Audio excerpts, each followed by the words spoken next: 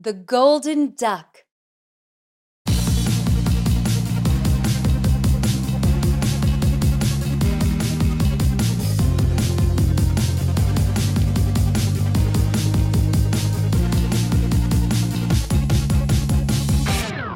Today's story comes from Poland.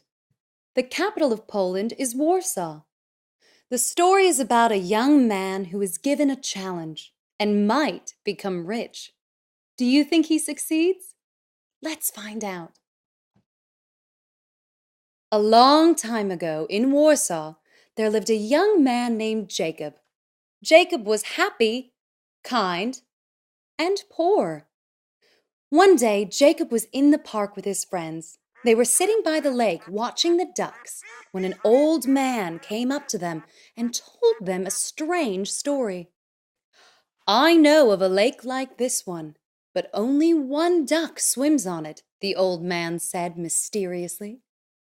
"Only one duck?" Jacob repeated, a little confused. "Why is that?" "Because the lake is hidden, and the duck that swims on it is made of gold." Jacob and his friends laughed. "A golden duck would sink like a stone," one of Jacob's friends, Stefan, told the old man. "Ah," continued the old man, "not only is the duck golden, it guards a great treasure. The person who finds the lake and solves the mystery successfully will be richer than he could ever imagine." Jacob's friends continued to laugh at the old man until Jacob stopped them. "Don't be disrespectful," he told them. "For all you know, the story might be true." The old man began to walk away, but Jacob went to talk to him. "Don't take any notice of my friends," Jacob told the old man. "They are good people and don't mean to offend you." The old man stopped walking and looked at Jacob. "I can see you are a good person, and so I am going to give you a clue. Look for the lake near an empty palace." He shook Jacob's hand and walked away. "Wow," Jacob thought, "the story must be true." He knew there was an empty palace in a valley not far away. He decided to go there the next day.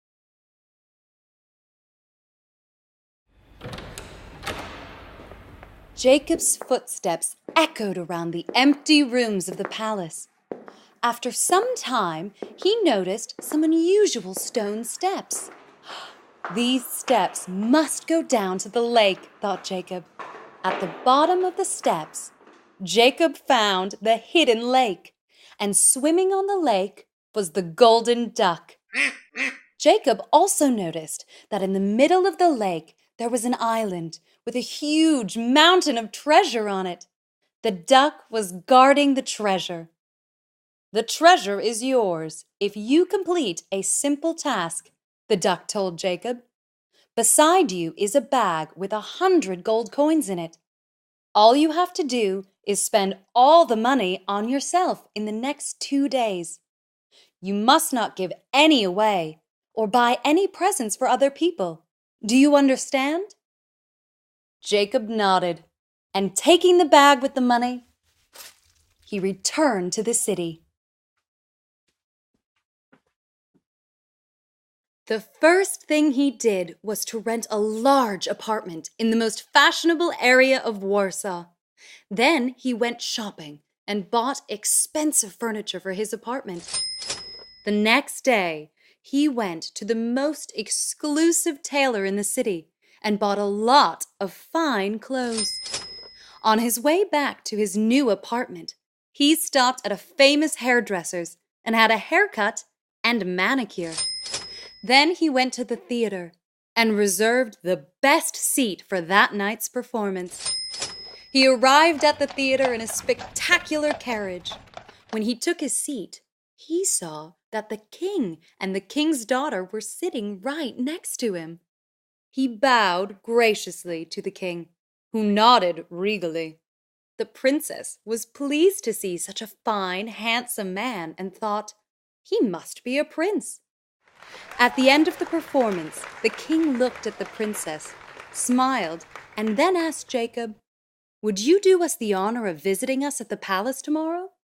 "The honor is all mine," Jacob replied. Jacob was feeling very content as he left the theater. He had a luxurious new apartment, fine clothes, an invitation to the palace, and the possibility of seeing the princess again. What's more, he only had one more gold coin to spend, and he could return to the Golden Duck to collect the treasure. He was just about to get into his carriage when he noticed a beggar next to the theater door. Without thinking, he put his hands into his pocket and found the last gold coin and gave it to the beggar. Suddenly, there was a flash and a loud bang. The carriage disappeared, and all Jacob's fine clothes turned into old rags. A lot of people would have cried at the mistake, but Jacob only smiled. "Enjoy the money," he told the beggar. "It cost me more than you can imagine." "Oh, but I can," said the beggar. Jacob looked at the beggar more closely and saw that it was the old man from the park.